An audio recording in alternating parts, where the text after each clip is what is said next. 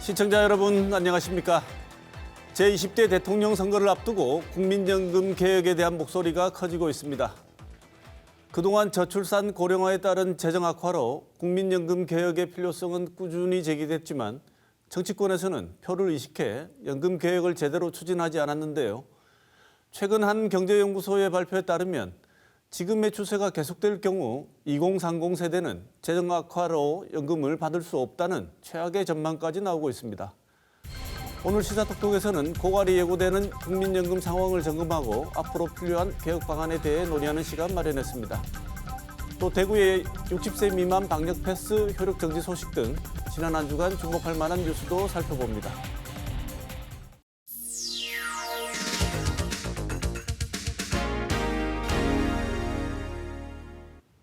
지난 한 주간의 중요 이슈를 정리해보는 시간 뉴스 큐레이션입니다. 오늘도 보도국 김은혜 기자 나와 있습니다. 어서 오십시오. 안녕하세요. 네, 김 기자, 지난 한 주 소식 전해주시죠. 네, 오늘도 코로나 소식으로 시작하겠습니다.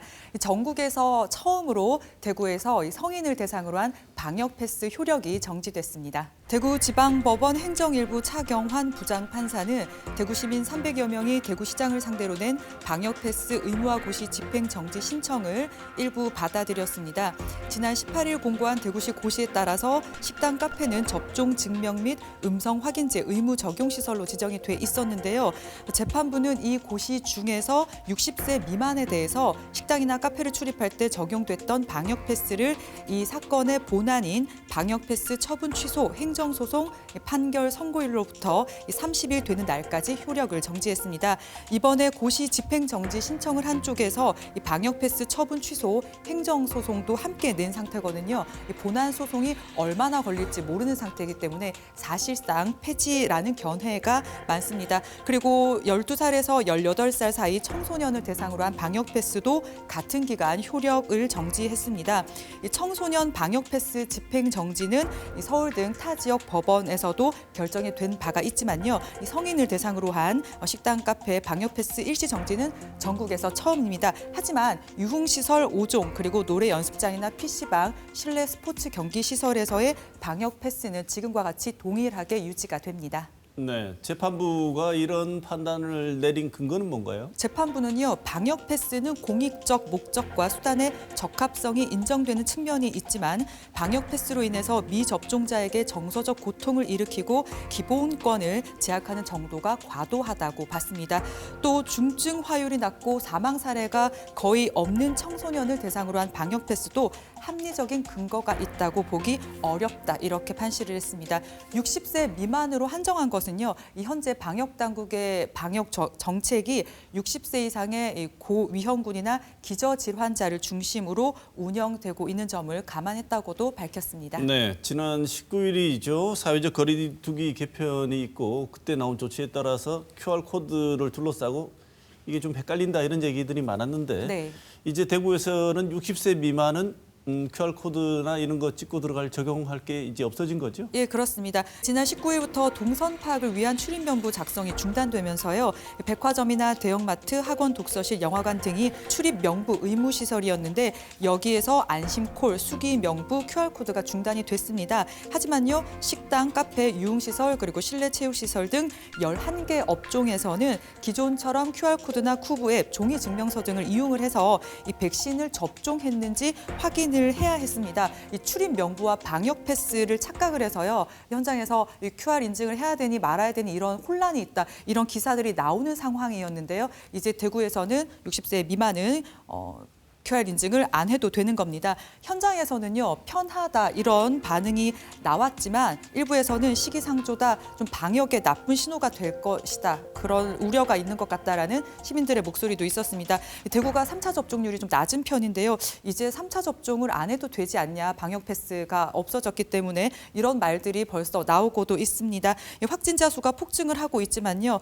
방역 당국도 엔데믹, 그러니까 풍토병화를 예측을 하고 있고 이 방역 완화에 대한 기대감을 심어줬고 또 높아진 상황이었습니다. 이런 가운데 대구에서 나온 방역 패스 첫 효력 정지 사례로 이 방역 패스 실효성에 대한 논란은 더 커질 것으로 보입니다.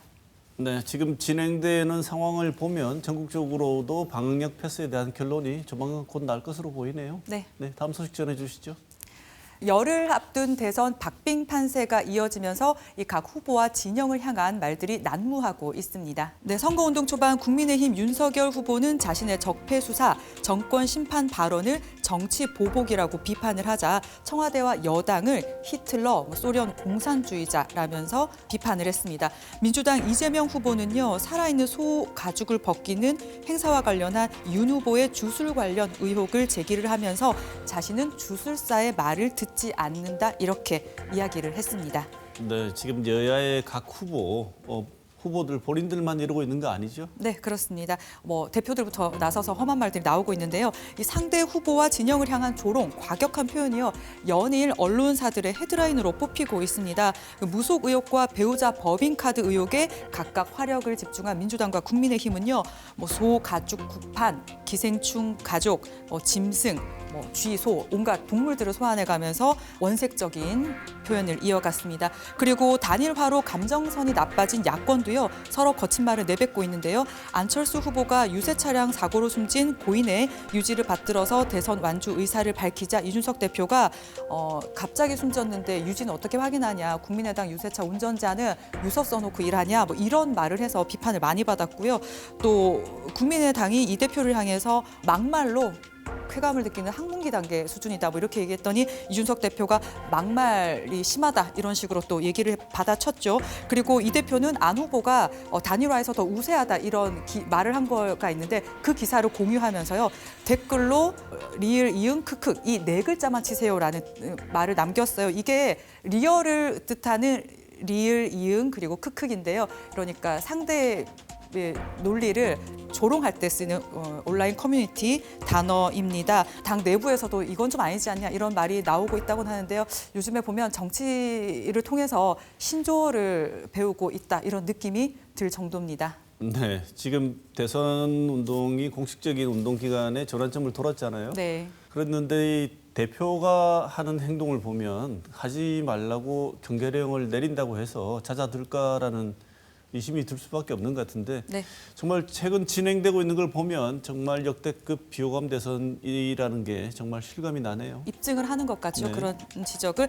이런 막말과 네거티브가 심한 원인은요. 이 후보와 정당의 부족한 대표 정책과 이 비전 결핍이라는 지적이 있습니다. 이 최창렬 용인대 교수는 양당 후보 모두 내세울 대표 정책이 없고 약점은 뚜렷하다면서 이대로라면 집권 후에도 엄청난 적대적 정치가 이루어질 것이다. 이렇게 이야기를 했습니다. 초등학교 반장 선거도 이런치 않겠다. 이런 말이 나올 수밖에 없는 것 같습니다. 정치는 갈등을 조정하는 것인데요. 너무 갈등만 조장하고 있지 않나. 그런 면에서 이 피로감을 넘어서 정치를 혐오하거나 이 무관심하게 만드는 게 지금의 정치권의 현실 아닌가 싶습니다. 이 검증과 네거티브는 한 끗 차이라면서 열을 올리던 대선판에 이 네거티브 자제 금지령이 떨어졌다고 하는데요. 이 반쯤 남은 대선 분위기 바꿀 수 있을지 지켜보겠습니다. 살다가 이런 대선 정말 처음 봅니다. 김 기자 말씀 중에 하나 분명히 해두고 싶은 건 초등학교 반장 선거에다 자꾸 빗대는데 초등학교 반장 선거만큼 모범적인 선거가 없습니다. 그렇습니다. 네. 그렇게만 해도 좋을 것 같아요. 네, 다음 소식 전해주시죠.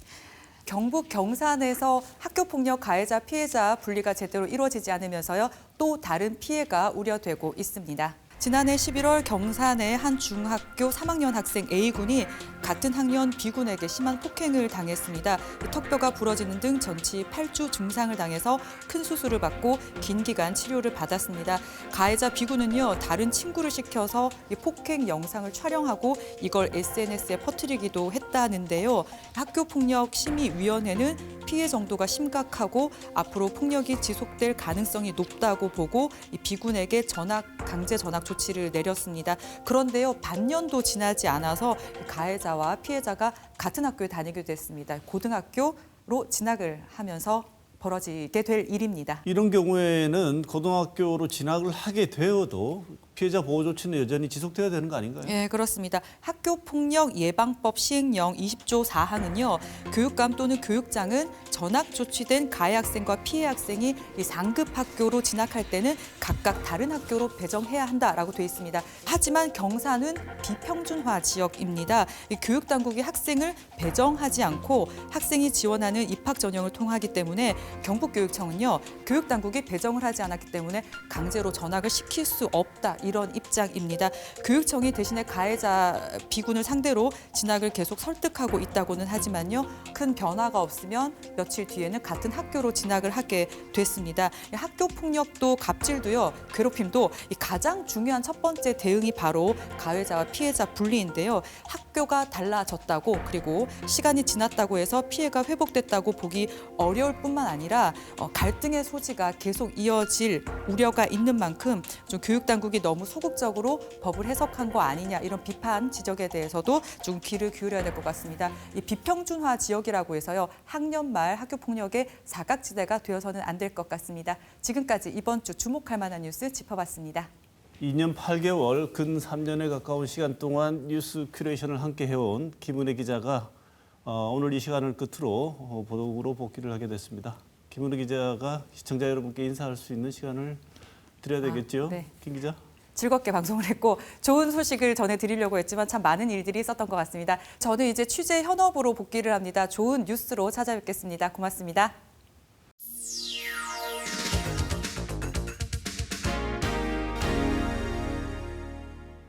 고령화에 따라 국민연금 재정 상황이 나빠지면서 2030 세대는 연금을 받지 못할 것이라는 암울한 전망이 나오고 있습니다. 이 때문에 여야 사당 대통령 후보들이 TV 토론회에서 국민연금 개혁에 동의하기로 밝히기로 했는데요. 하지만 큰 틀에서 개혁의 필요성만 공감했고 구체적인 실행 방안은 온도차가 있다는 지적이 나오고 있습니다. 오늘 시사톡톡에서는 고갈이 예고되는 국민연금의 상황을 살펴보고 앞으로 어떤 개혁이 필요한지 세부 방안을 점검해 봅니다. 먼저 오늘 나와주신 두 분 패널 소개하겠습니다. 윤석명 한국보건사회연구원 연구위원 모셨습니다. 어서 오십시오. 안녕하세요.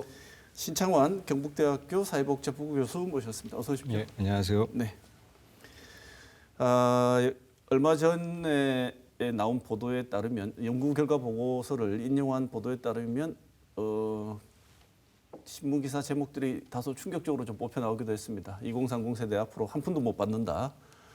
이 기사 내용이 원래 좀 자극적으로 이 리드를 뽑다 보니까 그런 건 뭐 어쩔 수 없지만 내용 자체는 사실 새로운 건 아니지 않습니까?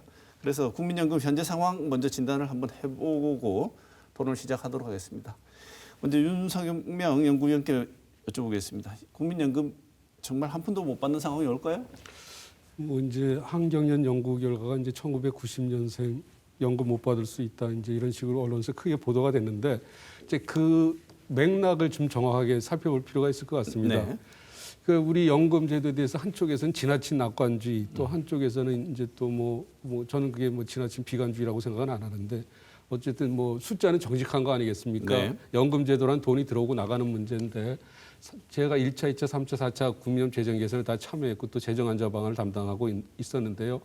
4차 재정 개선이 2018년에 이제 시행이 됐었습니다. 그때 재정 추계 결과가 2057년에 기금이 소진이 된다. 그러니까 2057년이라 그러면 1990년생들이 이제 연금 받을 시점이거든요. 네. 기금이 하나도 없으니까 1990년생은 연금 제도를 그대로 놔두면 연금 한 푼도 못 받는다. 뭐 이런 식으로 이제 언론에 보도가 됐는데 이것과 관련해서 이제 제가 전문가 자격으로 여기 나왔으니까 조금 더 설명을 드리면 일단 4차 재정 계산인 2018년 재정 추계 결과가 굉장히 낙관적인 결과라는 겁니다. 네. 그 당시 저도 문제 제기를 많이 했지만 그 장기적인 어떤 출산율 가정, TFR, Total Fertility Rate 가정을 장기적으로 1.3 정도를 가정을 했었는데 2020년에 출산율이 0.84였고 네. 작년 출산율이 0.82 아닙니까? 네. 0.5%포인트 차이가 나다 보니까 그걸 반영하면 기금 소진 시점은 큰 차이는 안 나요. 이게 연금 제도라는 게 장기적인 영향을 미치니까 네.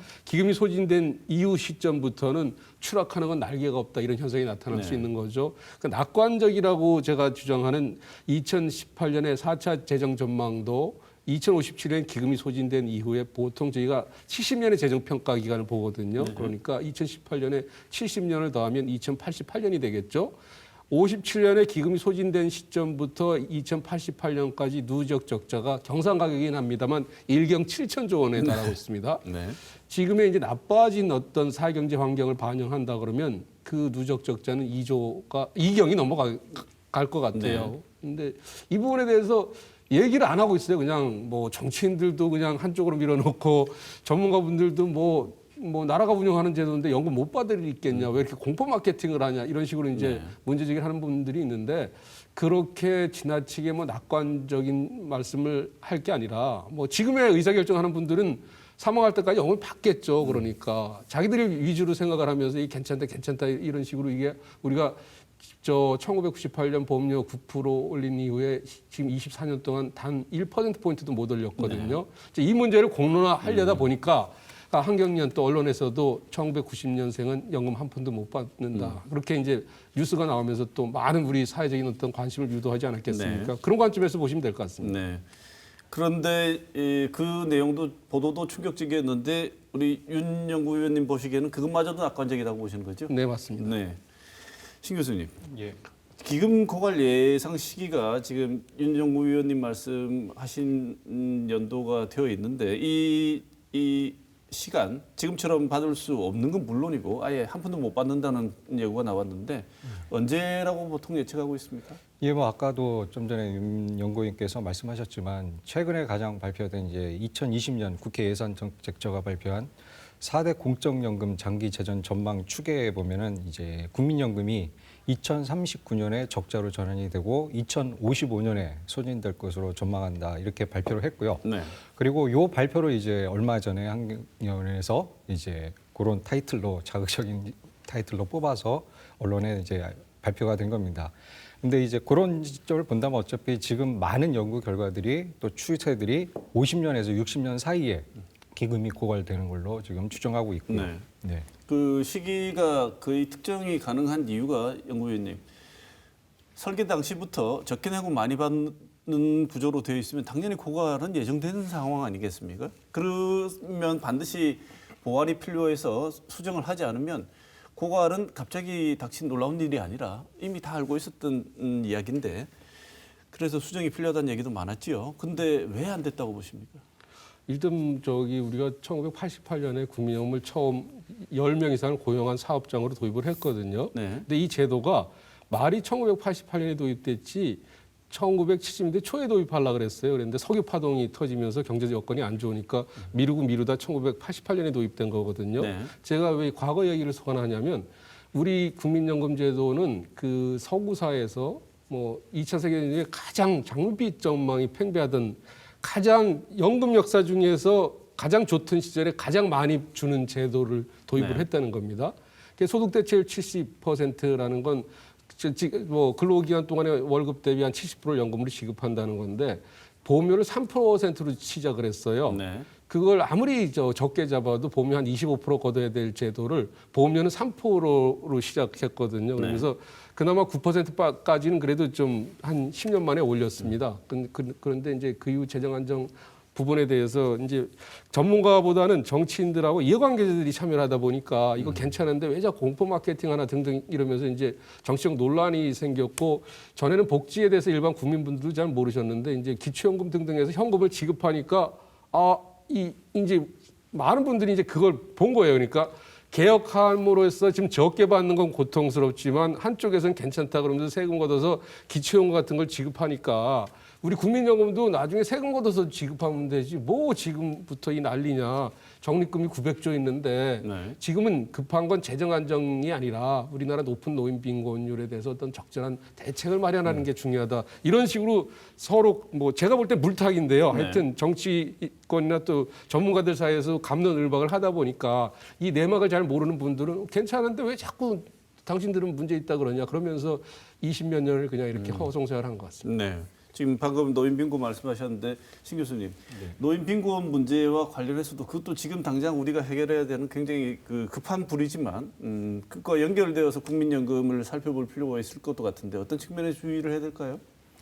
예, 국민연금 관련해서는 지금 이제 우리가 크게 국민연금 수급액을 볼 때 균등급여 부분과 이제 소득 비례 부분들이 있는데 이런 부분들에 대해서 사실은 이제 국민들이 이제 정확하게 인식하는 부분도 좀 낮고요. 네. 그러다 보니까 이제 균등급여 부분은 이제 소득 재분배 측면에서 가는 부분이고 또 소득 비례 부분은 납입한 금액에서 가는 부분이 그래서 이렇게 이중으로 이제 연금 수급액이 결정이 됩니다. 네. 근데 그런 부분들이 아까 이제 언급하신 이제 기초연금하고 부분도 맞닿아 있는 부분이고 그래서 이 연금 개혁이라는 것은 단순히 국민연금 개혁 하나만으로 끝날 문제가 아니거든요. 네.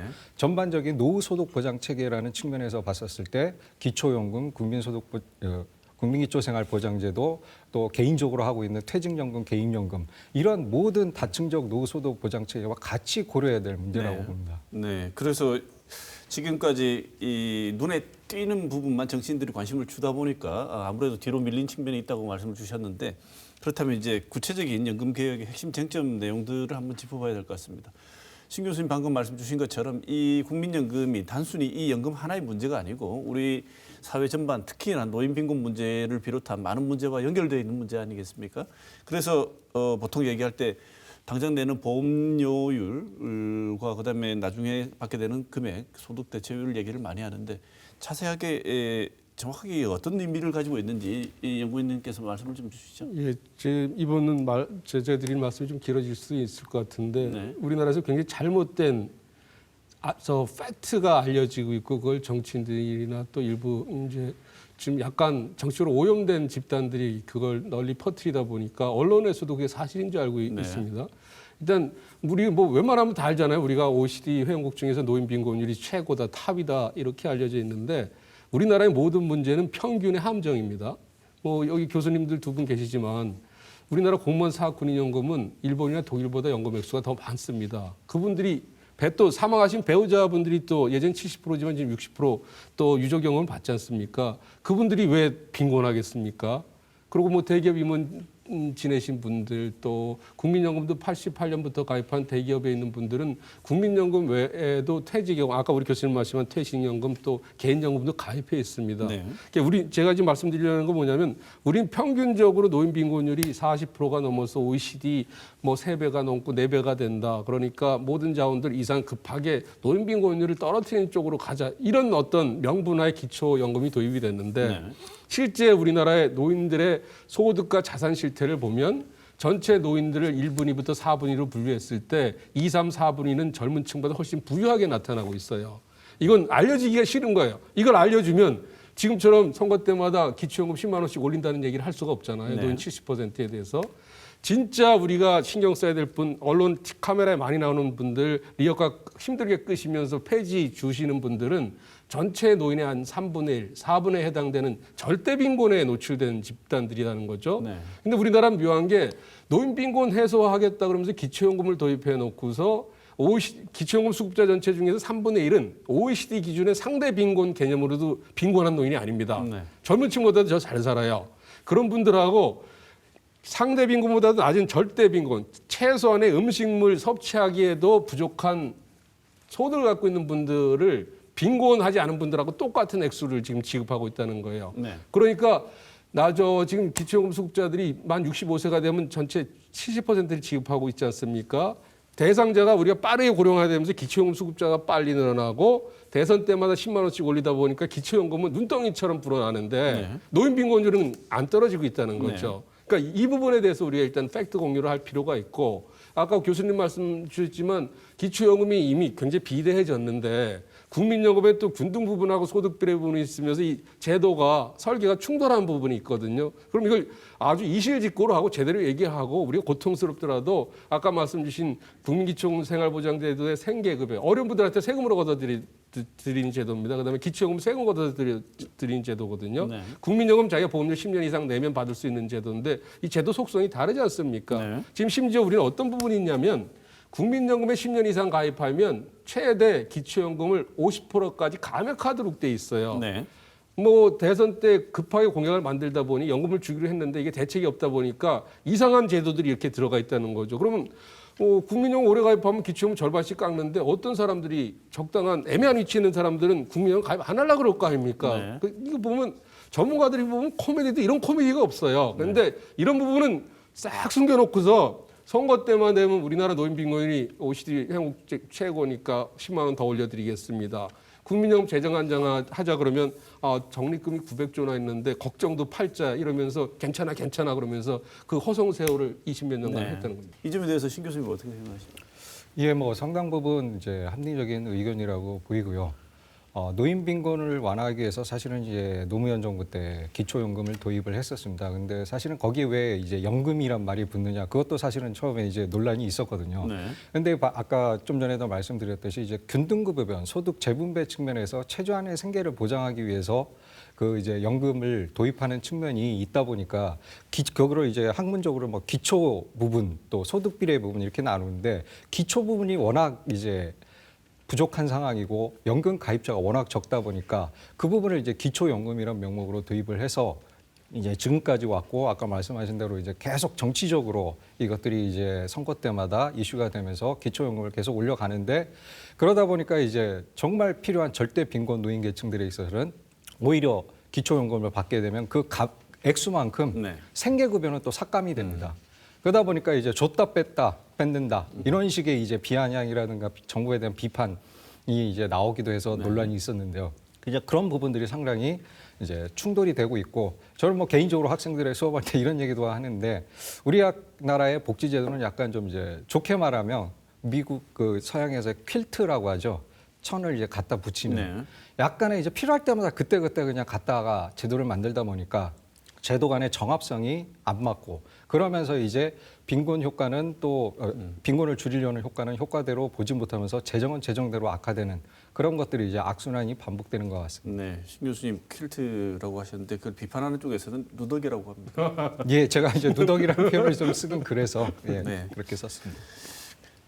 두 분 다 말씀을 종합해 보면 분명히 문제가 있는 건 분명한데요. 그렇다면 국민연금 지금 보험료율이 연구위원님 9% 아니겠습니까? 다른 나라 비하면 지금 우리 상황은 어떤 정도라고 보십니까?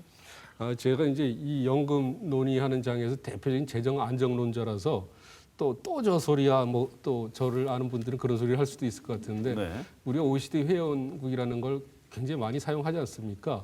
우리 정도 지금 급여율 소득 대체율을 지급하는 나라들의 평균 보험료가 가장 최근에 펜션 에러글란스 2021년 판한 18.5 수준인데 네. 그건 이제 OECD 회원국으로 새로 가입한 나라들이 우리처럼 이제 보험료 적게 부담하는 나라들이 몇 나라가 들어와서 그런 거지 평균적으로 봤을 때는 20% 정도 부담하고 있습니다. 네. 그리고 제가 좀 더 말씀드릴게요. 제가 이제 아주 비교를 잘하는 핀란드라는 나라가 장기적으로 소득 대체율이 우리 수준으로 내려오는데 이미 그 나라는 거긴 커먼 펜션이라 그래서 공무원연금도 국민연금과 급여율이 똑같은데 이제 국민연금 지금 보험료가 24.4%고요. 출산율을 그쪽에서는 1.4 이상으로 가정하고 1.7, 1.4 기준으로 따지면 이 친구들이 예상하는 장래의 보험료는 한 32% 이상으로 네. 예상하고 있어요. 공무원연금 이미 28%를 넘게 부담하고 있고 그러니까 우리는 지금 9%에서 24년 동안 그 좋은 시절들을 다 강물처럼 흘려보내다 보니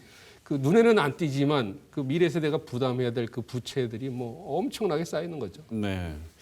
참 지금 여러 가지 말씀을 중간에 사실은 하셨는데 또 그 낙관적인 분들이 흔히 하시는 말씀이 우리 적립금이 세계 2위다 이런 얘기 막 하지 않습니까? 일본 다음으로 우리가 많은데 그럼 유럽은 왜 적립금이 없을까에 대해서 설명을 하시면 뒷부분에 좀 우리가 왜 계획을 해야 되는지 아마 될 것 같습니다. 맞습니다. 이분들이 우리가 솔직해야 될 게 이제 전문 용어로 임플리시트 펜션 데트라는 게 있어요.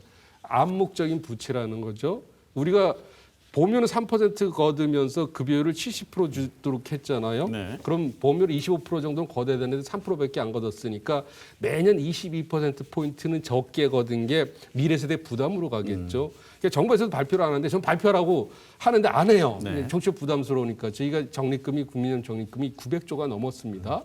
근데 그 미적립 부채를 고려하면 최소한 장기적으로 연금 지급해야 될 돈이 2,500조가 넘게 있어야 돼요. 네. 그럼 우리가 900조를 갖고 있지 않습니까?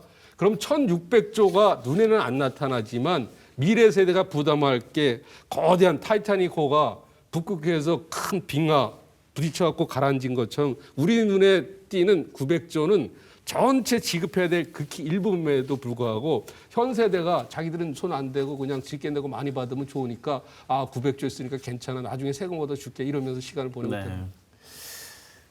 예, 연구위원님 지금 최소한 20% 제시하셨는데 신 교수님 보시기에도 우리 지금 보험료율이 인상이 불가피해 보이는데 어떻게 생각하십니까? 예, 뭐 아까도 말씀하셨듯이 보통 이제 연금을 먼저 시행량이 대부분 이제 18%대고요. 또 영국 같은 경우도 연금 개혁을 했는데 거기는 거의 26%까지 이제 올렸습니다. 가까운 뭐 일본의 경우를 보면 저희랑 이제 부담액은 2배 더 많습니다. 네. 그런데 이제 받는 금액은 저희랑 비슷하거나 조금 더 많은 정도입니다. 네. 그러니까 저희가 입장에서는 이제 얼마나 더 낼 것이냐 그 문제는 이제 솔직해져야 된다고 생각합니다. 그러니까 네. 보험료율 인상은 좀 가급적 우리가 직접적으로 솔직하게 정치권에서 논의를 해야 될 필요가 있다고 봅니다. 네. 일본 얘기를 잘못하면 또 친일파로 몰릴 것 같은데 일본에 대해서 좀 정확하게 좀 교수님 좋은 말씀 주셨는데 소득 대체율이 일본이 우리보다 높기는 해요. 그랬는데 그것도 팩트를 잘 알아야 된다는 겁니다. 우리가 지금 국민연금 보험료가 9%고 일본이 18.3%니까 우리보다 2배 정도는 높고 거기는 기초연금도 세금으로 하는 게 아니라 세금도 일부 들어가지만 보험료를 내서 받습니다. 일본의 지금 소득 대체율이 한 60% 근처가 되고 있는데 그게 가구 기준이에요. 그러니까 남편 하나가 직장을 다니고 부부가 기초연금을 둘이서 동시에 받을 때 합계 금액입니다. 네. 그래서 저희가 이제 소득 대체율로 봤을 때 일본이 우리보다 높은데 우리식으로 계산하면 우리 지금 기초연금이 A값 기준으로 가입자 평균으로 한 12% 생각하고 있거든요. 부부가 같이 받으면 24%인데 동시에 받으면 20% 감액을 합니다. 그러면 19.6% 정도 돼요. 지금 소득 대체율 국민연금이 43%니까 일본보다 우리가 보험료는 절반 부담하면서 소득 대체율 기준, 가구 기준으로 했을 땐 더 높다는 겁니다. 그런데 대선에서 지금 뭐 유력 후보들께서 이미 기초연금을 월 110만 원씩 인상하겠다 그러거든요. 네. 그럼 40만 원이 되고 부부 기준은 80만 원이 되면 이건 국민연금 가입자 지금 평균 물론 이게 평균 문제 때문에 그렇지만 국민연금 가입자들 평균 연금액이 한 54만 원, 60만 원이 안 됩니다. 네. 그럼 어찌 하라는 거죠? 그러니까 세금 걷어서 주는 제도는 자기 돈 아니라고 그냥 선거 때마다 올리면서 국민연금 보험료도 안 올리면서 액수도 많지 않은데 그럼 어쩌라는 말이냐 뭐 이런 얘기가 알겠습니다. 지금 보험료율도 하나의 풀어야 될 숙제지만 소득 대체율 가지고도 말이 많습니다. 소득 대체율이 지금 우리가 설정하고 있는 대체율이 40%인데 이거 지금 우리가 실질적으로 받는 금액을 보면 목표치 처음에 설계했던 거와는 너무 달라져 가지고 이게 보험이 그러니까 연금이 소득을 대체하는 것이 아니고 거의 뭐 푼돈, 용돈이 돼버렸다. 그래서 용돈연금이라는 비아냥도 있는데 소득 대체율 이 문제를 아까 지금 말씀 잠깐 주셨습니다만 앞으로 어떤 조정이 필요하다고 보시는지요? 다른 나라들 우리처럼 소득 재분배 기능을 갖고 있는 나라들이 과감하게 분리를 했어요. 기초연금도 없애고 빈곤 노인한테 타겟팅해서 확실하게 내셔널 미니멈을 보장해주고 소득비례, 국민연금 같은 경우는 완전 소득비례, 공무원 사학연금처럼 소득비례연금으로 바꾼 대신에 재정 안정화 조치로 보험료를 올려버리는 거죠. 대신 지금 국민연금 소득 상한이 한 530만 원 정도밖에 안 돼요. 고소득자들은 자기 소득하고 많이 괴리가 있거든요. 그 소득을 뭐 700만 원, 800만 원 정도까지 올려주고 가입 기간을 지금보다 1.5배, 2배를 올린다 그러면 실제로 받는 연금액이 많아지겠죠. 한 가지 제가 마지막으로 말씀드리면 지금 국민연금 수급 연령이 내년부터 만 63세, 한국 나이로 64세가 되고 2028년에 64, 2033년에 65세로 올라갑니다. 근데 국민연금의 의무 납입 연령은 만 59세에 묶여 있어요. 네. 지금 소득 크레바스 현상이 심각하다는 거죠. 그래서 국민연금 가입 기간이 짧다고 소득 대체를 올린다고 그런 어떤 이상한 해프닝을 벌였는데 네. 진정으로 공적영역을 강화를 하고 국민들의 소득 대체를 걱정한다 그러면 정부가 적극적으로 나서서 노사 중재를 하면서 국민연금 의무 납입 연령을 국민연금 수급하고 벌어진 격차 있지 않습니까? 네. 5년만 메꿔줘도 5년 더 가입하면 연금액이 얼마나 많이 늘어나겠습니까? 제가 이제 말씀드린 건 소득 대체력이 충분하지는 않지만 소득 대체를 높이면 그만큼 부담을 많이 해야 되고 보험료를 못 올리면 후세대 부담이 많아지니 우리의 제약 조건에서 풀 수 있는 건 가급적 노동시장을 개혁해서 그렇다고 뭐 정년 지금처럼 연공설령 연금 월급 많이 받으면서 청년층 고용 못하게 하라는 게 아니라 일본처럼 퇴직 후 재고용을 하면 월급 한 30, 40% 받으면서 사회보험료 같은 걸 정부에 지원해주면 오래 가입할 수 있거든요. 네. 그런 식으로 문제를 풀 필요가 있다는 겁니다. 지금 당장 소득 대체율을 올리자는 말 자체에는 이 문제가 어디에서 오는 건지도 잘 이해하지 못한 처사다 이 말씀이시죠? 신 교수님 생각 어떠십니까? 예, 뭐 앞에서 자세히 말씀해 주셨으니까 저는 좀 이제 조금 다른 측면에서 얘기해 보자면은 우리나라 국민연금제도는 지금 이제 21세기 지금 살고 있는데 그 제도의 틀은 20세기 초중반 세계 경제가 이제 뭐 흔히 말하는 이제 황금기 골든 에이지 시기에 만들어진 제도의 틀을 그대로 갖고 있는 겁니다. 네. 근데 그런 시기에 서구에서 연금제도를 도입했는데 벌써 이제 연금 재정의 악화 부담 때문에 과감하게 이제 개혁 조치를 20, 30년 전부터 시행했던 것이고요. 그런데 이제 우리는 아직도 21세기임에도 불구하고 20세기 초중반에 세계 경제가 아주 좋고 많은 대다수의 근로자들이 제조업 중심 사회에서 산업 사회에서 일을 할 수 있는 그 시대였는데 지금은 바로 이제 모든 경제적 조건이나 인구 구성이 변화된 상황이기 때문에 반드시 이제 손을 대야 되는 상황이 됐다고 얘기할 수 있겠습니다. 네.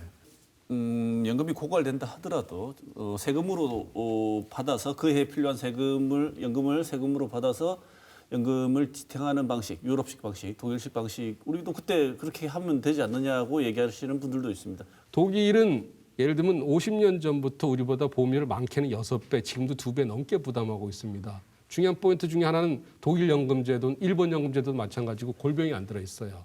일본 후생연금, 우리가 본 땅 일본 후생연금은 100년 뒤에도 줄 돈을 갖고 있어요, 지금. 독일의 부가방식 연금제도의 핵심이 뭐냐니까 전제가 되는 이 제도가 골병이 안 들었어요. 후세대에 물려줄 부채가 그렇게 많지 않다는 거예요. 하나는 포인트는. 그러고 지금도 우리보다 보험료를 2배 부담하고 있고 우리는 보험료 부담할 거에 절반 정도 채 부담 안 하니까 매년 부채가 쌓이지 않습니까? 거기다 2004년 소위 말하는 하르치 계획이라는 걸 통해서 자동 안정 장치를 도입했어요.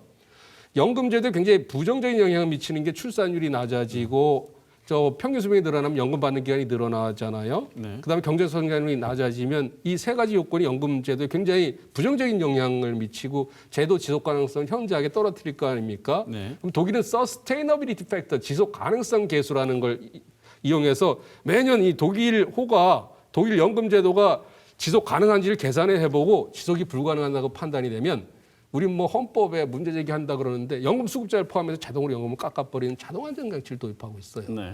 그러니 적립금이 많을 필요가 없는 거죠. 그래서 지금 2008년에 글로벌 금융위기나 지금처럼 코로나 팬데믹처럼 위기가 닥치면 일시적으로 유동성이 부족할 수는 있어요. 네. 그럴 때는 그 독일의 국민연금공단이 연방정부로부터 돈을 일시적으로 차입을 합니다. 유동성이 부족하니까 이 적립금이 충분하지 않으니까.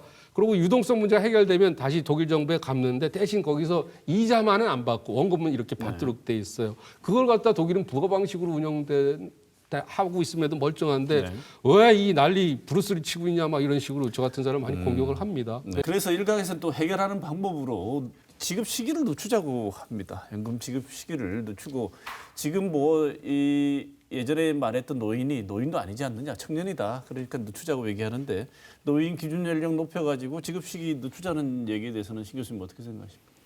예, 먼저 우리 얘기를 하기 전에 이제 유럽이나 일본의 경우를 보면 벌써 이제 수급 연령을 상당 부분 상향 조정을 했습니다. 네. 그래서 이미 67세까지도 높여졌고요. 벌써 이제 67세도 너무 빠르다. 이제 70세까지 늦추자는 얘기가 벌써 이제 성숙되어 있고 아마 조만간 또 이제 말씀하신 것처럼 여러 가지 재정 자동 안정화 장치 이런 것들이 작동한다면 또 늦춰지겠죠. 그런 측면에 있어서 이제 유럽이나 일본 같은 국가들은 이제 기준 연령을 높였다는 점에 있어서 우리도 뭐 고령화가 속도가 전 세계에서 가장 빠른 국가이기 때문에 또 지금 60대가 노인이라고 할 수 있는 그런 시대도 아니고 해서 여러 가지 측면에서 봤었을 때 기준 연령을 높이고 지급 시기를 조정하는 작업들을 분명히 이제 해야 될 것 같습니다. 네. 어쩔 수 없이 시기는 늦어질 수밖에 없다. 그런 부분에서 이제 또 우리가 같이 고민할 아까 잠전에도 말씀하셨지만 정년제도라든가 네. 또 정년이 아닌 또 일정한 연령 이상이 됐었을 때 파트타임 잡으로 할 수 있는 그런 일자리 제공들이 같이 보완이 돼서 가야 될 것 같습니다. 독일 같은 경우도 아까 이제 계속 나왔지만 연금 개혁을 하고 나서 대부분의 노인들이 파타임으로 노인들이 일자리에 나가서 하는 그런 네. 비율이 상당히 높아졌거든요. 네. 예, 그런 것들도 우리가 좀 참고 사례로 봐야 될 것 같습니다. 네. 국민연금을 개혁하자. 지금보다 더 많이 내고 수익에 당신이 버는 수익의 4분의 1 정도를 내고 나중에 지금 받는 수준을 유지할 수밖에 없다.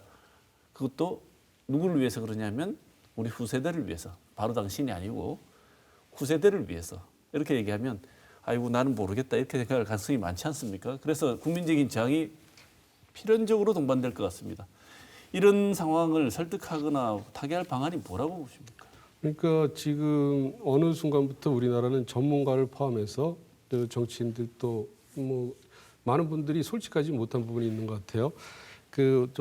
제가 어제 칼럼을 쓴 게 그건데 이제 노무현 후보가 이해창 후보하고 이제 대선 토론할 때 그 시청률이 굉장히 높았습니다. 이해창 후보에 참여했던 안전모 교수는 그것 때문에 졌다 그러는데 이해창 후보는 OECD 공고에 따라서 국민연금 급여율을 70%에서 40%로 30%포인트 낮춰야 된다 그랬고 노무현 후보는 지금도 국민연금 용돈 수준인데 그거 깎으면 어떡하냐 그대로 놔두고 기초연금 새로 도입하겠다 그랬어요. 그런데 이제 노무현 후보가 당선이 된 후에 이분이 이제 굉장히 내부에 치열한 토론이 있었는데 기초연금 도입하면 나라 망하겠다는 사람의 얘기를 듣고 기초연금 포기, 그다음에 국민연금을 이제 재정안정화 조치를 시도를 했는데 그 당시 이제 많은 분들은 그 당시 일반 국민들이 몰라서 노무현 정부 연금 계획에 일방적으로 당했다 이런 식으로 이제 우리 교수님도 많이 얘기하는데 제가 이 과거를 소환하는 이게 뭐냐면 근데 대통령께서 관심을 갖고 연금 계획해야 된다 또 주무부 장관을 통해서 많은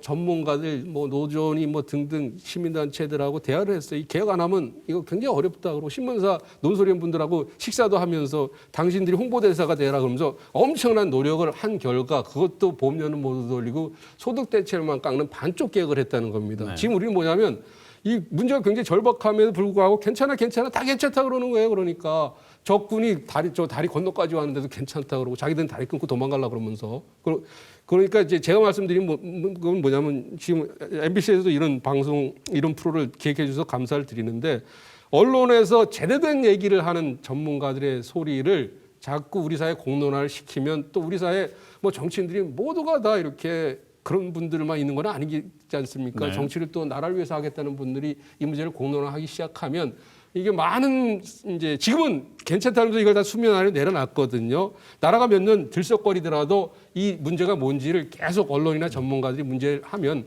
그러면 이거 지금 문제 있겠구나. 내 금쪽 같은 자식이 우리로 인해서 진짜 허리가 부러지겠구나. 이런 게 공론화되면 고통은 있고 나라가 혼란은 좀 있겠지만 어느 정도 개혁은 가능하지 않겠습니까? 네. 설사 국민연금을 개혁을 한다 하더라도 모수적으로 이제 다 보험료율 대체 받는 금액을 소득 대체율을 조정을 했다고 하더라도 여전히 이 국민연금의 혜택 범위 안에 있는 사람들이 적다는 게 문제죠. 사각지대가 많다는 겁니다. 신 교수님, 지금 국민연금 가입률이 비정규직가 같은 경우에는 51.6%밖에 안 된다는데요. 네. 이분들은 계획을 하든 어떻게 하든 그나마 받는 혜택도 못 받는 분들 아니겠습니까? 이분들은 어떻게 해야죠? 네, 비정규직 같은 경우 이제 아무래도 소득 수준이 낮은 계층이 많고 저소득층일수록 사실은 이제 미가입자 비율이 높고 가입한다 하더라도 또 가입 기간이 짧다 보니까 저희 연금 삼식에 의하면 가입 기간 균등급여 아까 소득 재분배 부분에서도 가입 기간에 또 영향을 받게 돼 있습니다. 그래서 상당히 좀 역진적인 부분이 있거든요. 네. 그러다 보니까 근로 세대에 있을 때도 소득이 적었는데 노후가 돼서 연금 받을 때도 또 소득이 적은 그런 아주 역진적인 구조가 나오게 되는 것이죠. 네. 근데 연금이라는 것은 이제 아주 원칙적으로 보면 노후에 이제 노동시장에서 나갔을 때 물론 이제 앞으로 이제 이 노동시장에서 나갔다는 개념조차도 상당히 이제 불확실하게 될 텐데 어쨌든 일정한 연령 이상이 돼서 과거와 같이 풀타임으로 일하지 못할 때 이런 여러 가지 것들을 고려해야 되겠죠. 그런데 지금 이제 노후소득 보장이라는 측면에서 본다면 지금 이 근로세대들의 이 사각지대를 바로 해결해서 국민연금과 연계시킨다기보다는 다른 이제 소득보장제도와 연관적으로 해서 봐야 되지 않을까 저는 그렇게 봅니다. 토론 중에 못다 하신 말씀, 정치인이든 대선 후보든 누구든 당부하신 말씀 이렇게 해야지 이 연금이 안정화되고 좋은 방향으로 개혁이 된다. 이런 말씀을 1분 드리겠습니다. 1분 동안 하시고 싶은 말씀을 해주시기 바랍니다. 먼저 윤영규 의원 먼저 드릴까요? 예, 악마는 디테일에 있다고 그러지 않습니까? 지금 대선 후보들이 이렇게 억지로 코가 끼어갖고 죄송합니다 이런 표현이 신뢰가 되는 건데 그냥 개혁에 합의는 했어요 두루뭉실. 근데 양만의 디테일이 있다고 그걸 뭘 할 거냐. 이제 이제 우리나라에서 벌어지는 일이 계약을 개혁이라 그러고 개혁을 계약이라고 그러고 있거든요. 그래서 앞으로 이제 3월 2일인가에 대선 후보 토론이 한 번 있거든요. 사회 분야. 그때 그 연금 개혁을 하겠다고 합의를 했으니 몇 가지 원칙을 좀 설정해 놓으면 좋을 것 같아요. 구체적인 개혁 방안은 논란이 많지 않습니까? 그래서 우리가 세대 간 형평성을 누가 봐도 세대 간 형평성을 확보할 수 있는 쪽으로 하겠다. 그다음에 지속 가능성을 확보할 수 있는 쪽으로 하겠다. 그리고 최소한 우리 제도가 굉장히 오래된 제도니까 시대에 안 맞는 제도니까 지금 최신 글로벌 트렌드에 부합하는 방향으로 연금 제도를 고치겠다. 이 세 가지 원칙만 설정해 놔도 나중에 공론화가 됐을 때 이게 뭐야 그럼 지적이 들어갈 수 있는데 지금 그냥 개혁만 하겠다 그러면 개혁하는 걸 갖다 개혁이라 그러면서 우리 개혁했다 그럴 수가 있다는 거죠. 그런 부분이 3월 2일 토론에서 좀 합의가 이루어질 수 있으면 굉장히 좋을 것 같습니다. 네, 신 교수님. 예, 연금 개혁에 아주 유명한 말이 있습니다. 코끼리 옮기기라는 말이 있거든요. 코끼리를 사람이 옮기려면 상당히 이건 어려운 일이죠. 이제 독일 연금 전문가가 한 말인데요. 그만큼 연금 개혁이 쉽지 않다는 것을 이제 비유적으로 나타낸 말입니다. 스웨덴이 이제 연금 개혁의 성공적 사례로 많이 언급됩니다. 근데 이제 스웨덴 같은 경우는 재정 상황이 아주 충분할 때 미리 30년 전부터 연금 개혁을 하자. 근데 이게 정쟁화될 요소가 있으니까 여야 정치인들이 합의를 해서 이거를 우리가 선거 이슈, 정쟁 이슈로 다루지 말자라는 신사협정을 맺고 그래서 선거 전에 타협을 통해서 연금 개혁안을 도출했고 그래서 그게 성공적 사례로 지금 자주 이제 언급되고 있습니다. 우리도 이제 또 대선 끝나고 또 지방선거 있고 2024년 또 총선 어떤 분은 계속 선거만 하는 것 같다 이런 얘기를 하는데 계속 정쟁적인 어떤 진영 논리로 이 연금 개혁이 표류된다면 지금과 같은 좀 전에 말씀하신 개혁이 계약이 되고 개혁이 되는 이런 이상한 상황이 발생할 수 있기 때문에 우리가 좀 더 정치인들도 국민들도 연금제도 앞에서 솔직해져야 될 것 같다 이런 말씀 드리고 싶습니다. 네. 고갈이 예고된 국민연금 개혁을 어떻게 할 것인가에 대해서 오늘 윤석명 한국보건사회연구원 연구위원, 신창환 경북대학교 사회복지학부 교수 두 분 모시고 좋은 말씀 나눠봤습니다. 오늘 토론 나눠주신 두 분 감사드립니다. 고맙습니다.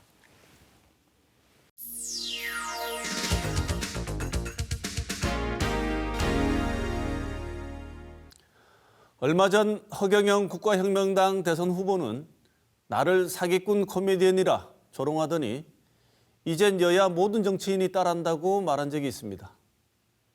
이런 말이 썩 틀렸다고 보기 힘들 만큼 여야 유력주자들의 공약도 허황돼 보입니다. 실현 가능성이 없다는 것을 알면서도 공약이라 이름을 내걸고 이야기하는 것을 보면 그들이 생각하는 공약의 무게라는 것이 너무도 애처로워 답답해지고 혹시 공약을 했다는 것을 빌미로 정말 정책화해서 현실로 만들려고 하면 어쩌나 하는 생각에 가슴이 철렁해지기도 합니다.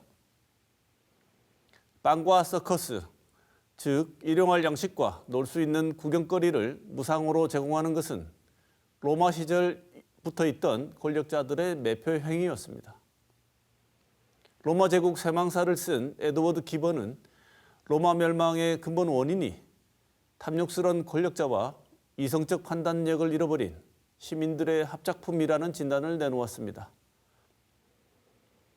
포퓰리즘은 인간의 원초적 욕망을 건드려 이성적 사고를 가로막고 내 편과 내 편을 나누고 다수의 생각이라며 밀어붙입니다. 빵과 서커스의 효과는 즉각적인 반면 비용 청구서는 늦게 날아옵니다. 당장 우리에게 주겠다는 빵과 서커스는 청년들과 아이들의 미래를 훔친 대가일지도 모릅니다. 이번 주 시사톡톡은 여기서 마치겠습니다.